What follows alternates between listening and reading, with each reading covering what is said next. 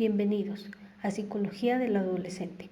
El día de hoy hablaremos sobre las principales teorías psicoanalíticas, considerando que la adolescencia es el principio de un gran cambio en el que empezamos a tomar decisiones propias y en la medida que va pasando el tiempo sabemos que esas decisiones antes tomadas tendrán una consecuencia buena o mala.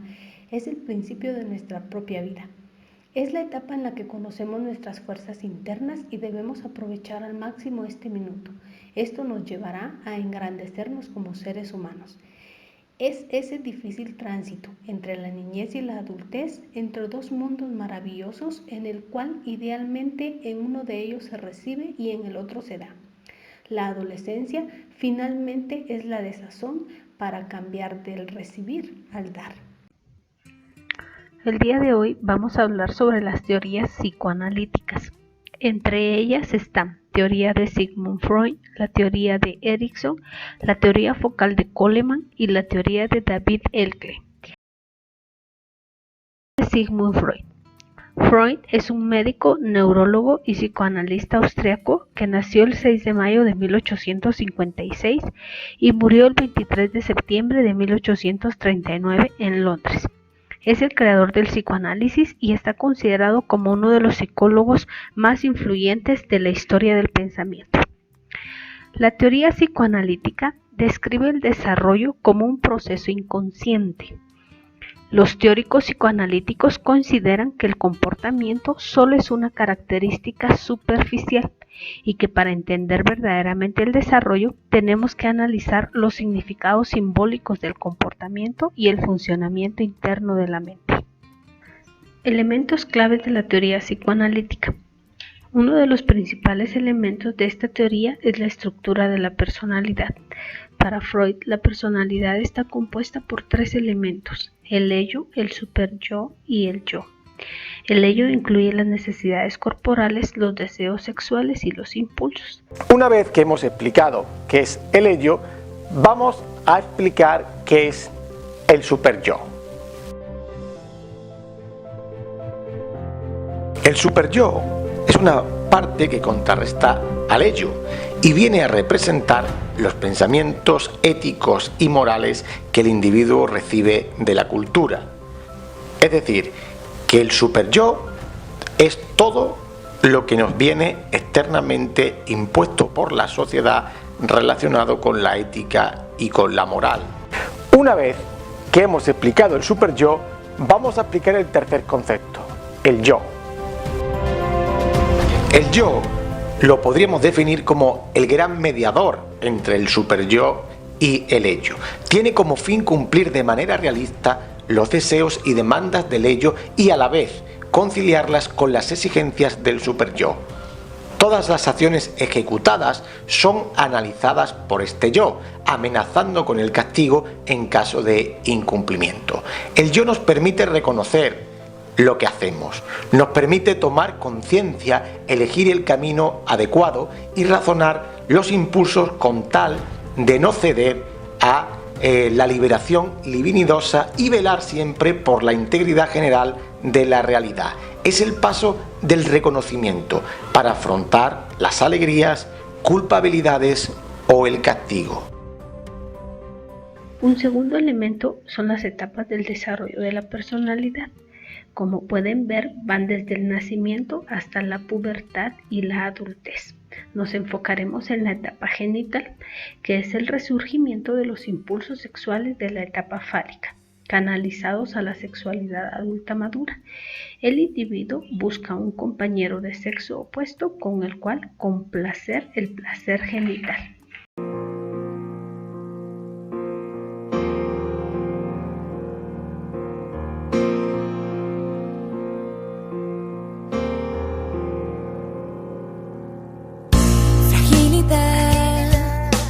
Quiebra en mil pedazos nuestra vida, hostilidad que nos asalta en cada esquina, complejidad, si hacemos que lo fácil se complique más, la vida cuanto más vacía pesa más, y tocas fondo al despertar,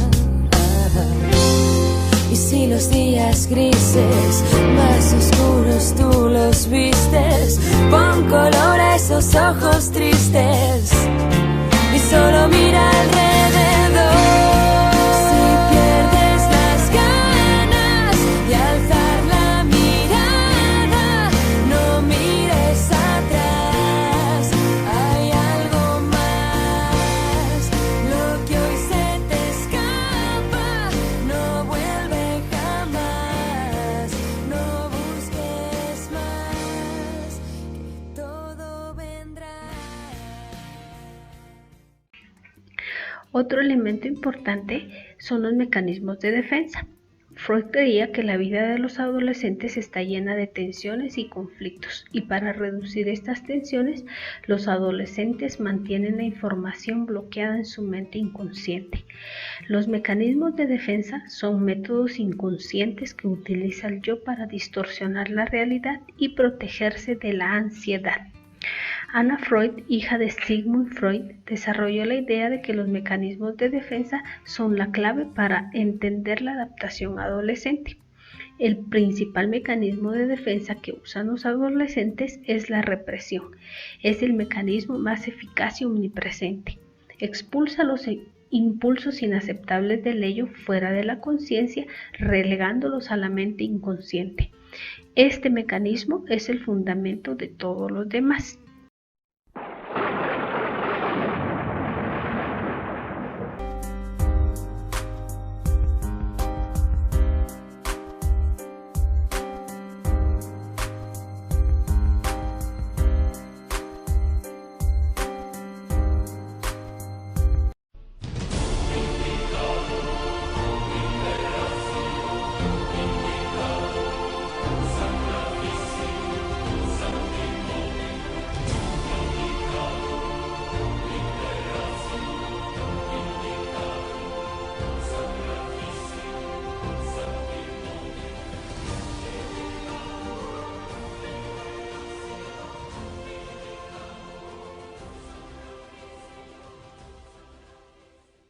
Las etapas del desarrollo de Erik Erikson, un importante psicoanalista que analizó el ciclo vital desde el nacimiento hasta la muerte. Teoría psicosocial del desarrollo. Esta teoría fue desarrollada por Erik Erikson, psicoanalista estadounidense de origen alemán.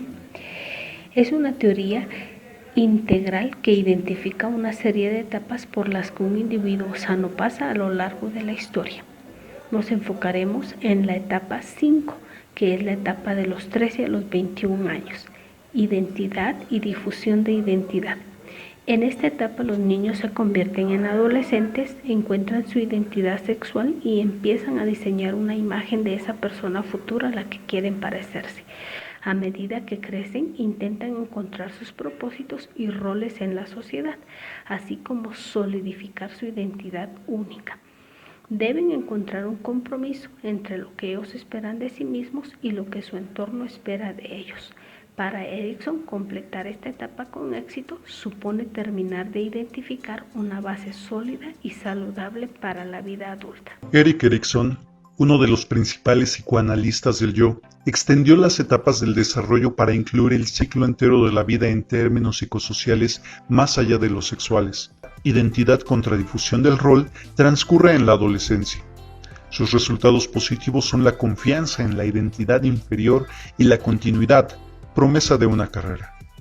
En cambio, sus resultados negativos son la incomodidad en los papeles, sin conjunto de estándares, más la sensación de artificialidad. Erikson señaló que en el crecimiento positivo, los individuos funcionan en un nivel psicológico alto, siendo capaces de tener un pensamiento independiente, de intimar en sus relaciones interpersonales y de hacer razonamientos morales complejos. Se puede decir que los obstáculos para el crecimiento están determinados por la crisis de identidad, en la que se lucha por saber quiénes y cómo somos. Erikson también se interesó en el desarrollo infantil y adolescente, pero con un marcado énfasis en el aspecto social, cultural y étnico. En su obra podemos discernir tres orientaciones principales. 1. Elabora un esquema del desarrollo infantil. 2. Una representación global del desarrollo humano y 3. Una elaboración analítica del nuevo concepto de identidad. En la primera de estas orientaciones, estructura y sistematiza las fases del desarrollo postuladas por Freud e Abraham, incluyendo las diversas modalidades étnicas y culturales de cada estadio, lo que constituye básicamente su contribución. En la segunda, ensaya una división en 8 etapas del desarrollo yoico, las cuales ya referimos, desde el punto de vista psicosocial, y en cada una de ellas considera 2 extremos, uno sano y otro patológico. Tal cual las revisamos, fueron confianza contra desconfianza, autonomía contra vergüenza y duda, iniciativa contra culpa, laboriosidad contra inferioridad, identidad contra confusión de rol, intimidad contra aislamiento, generatividad contra estancamiento e integridad del yo contra desesperación. Cada etapa representa una crisis que el individuo deberá resolver satisfactoriamente en su momento. Su tercera orientación profundiza en el estadio de la identidad. Define la identidad del yo como la percepción de una similitud y continuidad consigo mismo, que es su estilo de vida individual, y que se correlaciona con la percepción que los demás tienen de él. Lo que la hace posible es la introyección por medio de las identificaciones sucesivas. Erikson estudia este proceso en la infancia y la adolescencia. También revisa la identidad social o colectiva de la identidad de un país, raza, generación, etc., conceptos provenientes de la psicología y la sociología. I'm a psychologist. My long-standing interest is in children, in teenagers. Teoría focal de Coleman. Esta teoría fue desarrollada por John Coleman. Indica que la adolescencia es un periodo de crisis emocional. Los conflictos se dan en cierta secuencia y el adolescente puede hacerles frente y resolverlos sin saturarse. La teoría propugna que los adolescentes deben enfrentarse a diversos cambios, pero no todos al mismo tiempo. Los adolescentes viven esta transición evolutiva sin grandes traumas. Sin embargo, aquellos que deben hacer frente a varias cuestiones al mismo tiempo tienen más probabilidad de encontrar problemas. Sus estudios de él fueron empíricos y los realizó con grupos de adolescentes de 11, 13, 15 y 17 años. Incluyó temas como la autoimagen, las relaciones heterosexuales, las relaciones con los padres, las amistades y las situaciones en grupo. En conclusión, nos dice que los adolescentes se enfrentan a cambios esencialmente en todos los aspectos de su vida. Su capacidad de afrontarlos depende no solo de la fuerza intrínseca y el apoyo externo, sino también del momento de presentación de las tensiones. Si las perturbaciones son demasiado numerosas o requieren cambios en poco tiempo, pueden ser peligrosas para los adolescentes.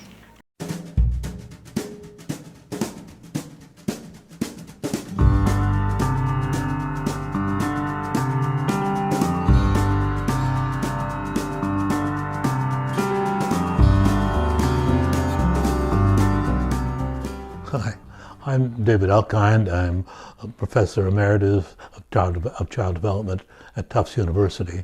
La última teoría que abordaremos es la teoría de David Elkind. El principal aporte de David son las características inmaduras del pensamiento adolescente: idealismo y carácter crítico, tendencia a discutir, indecisión, hipocresía aparente, la autoconciencia y la suposición de ser especial e invulnerable.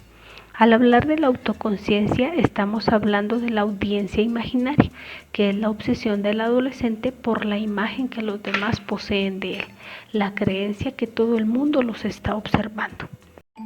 David Elkind, características inmaduras del pensamiento adolescente.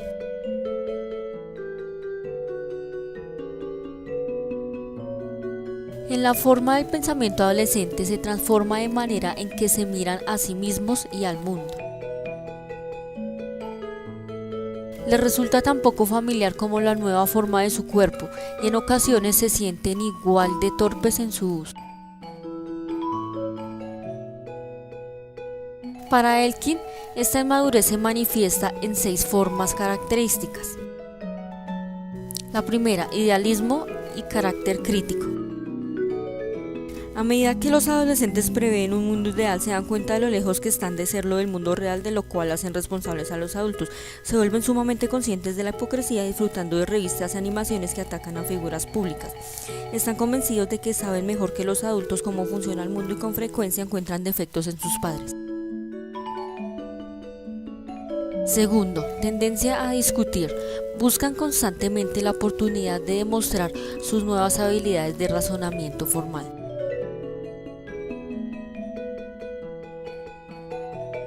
Discuten conforme reúnen argumentos de cierta lógica para construir un caso, como por ejemplo justificarse por llegar tarde. Tercero, indecisión. Pueden mantener en la mente muchas alternativas al mismo tiempo, pero debido a su inexperiencia carecen de estrategias para elegir entre ellas. De esta forma puede tener problemas para decidir algo tan simple como qué ropa llevar.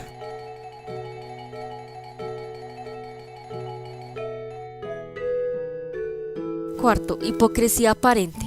Los adolescentes a menudo no reconocen la diferencia entre la expresión de un ideal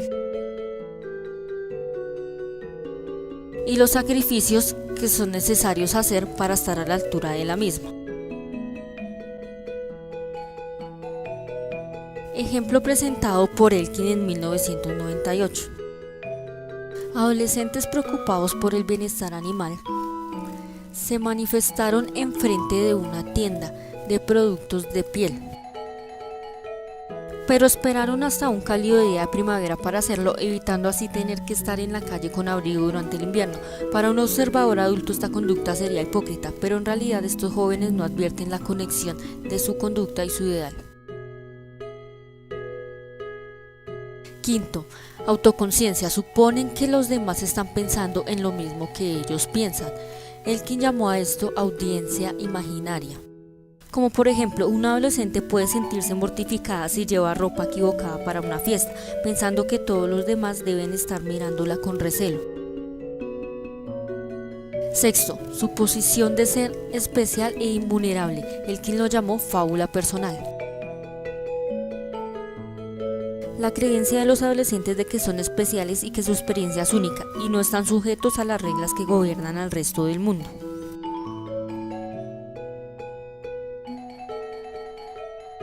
Al hablar de la suposición de ser especial e invulnerable, él refiere el término fábula personal, y es la tendencia de los adolescentes a considerar sus experiencias como únicas e incomprensibles por otras personas. Otro aspecto importante que él analizó y nos ofrece una serie de características es sobre la sociedad del adolescente. Él nos menciona conceptos como la cultura de la imagen,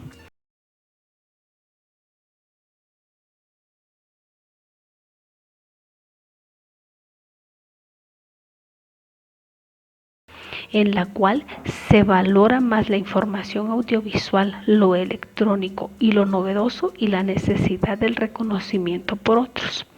También tenemos la cultura de consumo, la cultura escéptica de la posmodernidad, donde han terminado la época de las religiones y también de las utopías, y tiene lugar un cierto escepticismo. También la juventud se alarga lo más posible, se valoran más los rasgos juveniles por toda la sociedad. La ausencia de responsabilidad, la visión hedonista de la vida, la continua crítica a la autoridad y el desprecio a la vejez o lo antiguo. En conclusión, podríamos decir que desde el nacimiento de las teorías psicoanalíticas se han hecho aportes inmensos al estudio de la personalidad, y muchos de sus conceptos han sido claves para la comprensión de las conductas del ser humano.